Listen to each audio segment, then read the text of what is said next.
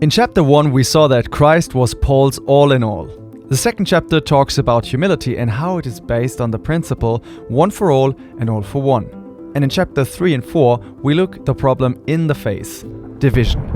How can we heal divisions? How can we walk together when we're so different from each other? Yeah, so how can we be joined together when we are so heterogeneous? Paul's answer in Philippians is a common identity. We can only become what we already are. This means we have to be spiritually one before we can practically walk together in unity. And that's what the apostle wants to show the Philippians. He says, look out for the dogs. It's kind of ironic because usually it was the Jews who called the Gentiles dogs. He turns the words back at them.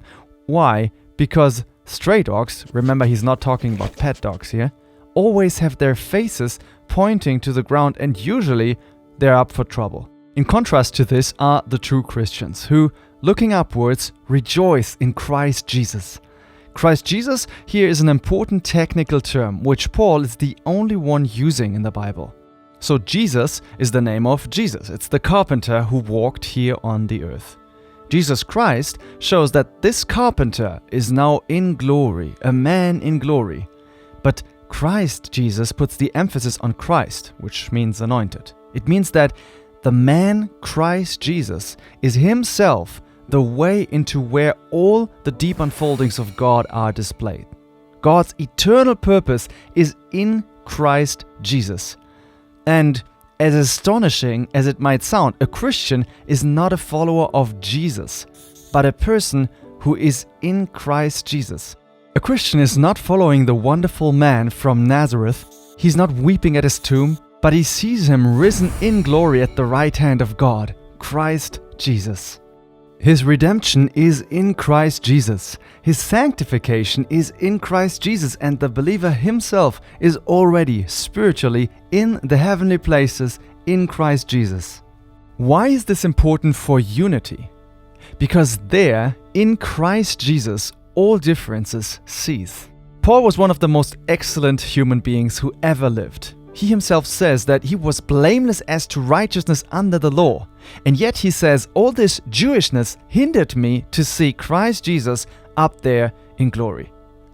And that's why it is completely anti-Christian to focus on Paul's Jewishness in order to explain his Christian teachings.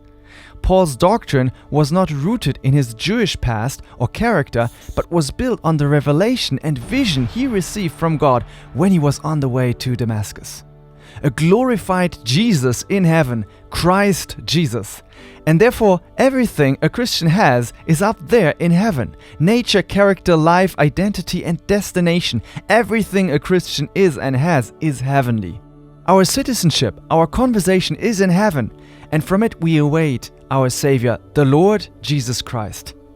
Because we are one spiritually, all differences now cease to exist, and Paul can now ask the two sisters to express this spiritual unity in our physical world. Agree in the Lord.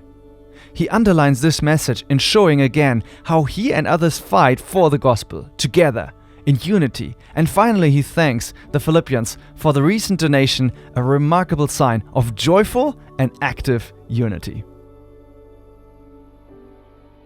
Thanks so much for sticking with us here till the end. We're really happy that we've managed the last 3 weeks with the new rhythm. Thanks a lot for those who donated for these videos, and now it's on, okay? Just check out the live stream on Wednesday and subscribe to the cross letters, and it's going to be exciting what we're going to cover. Till then.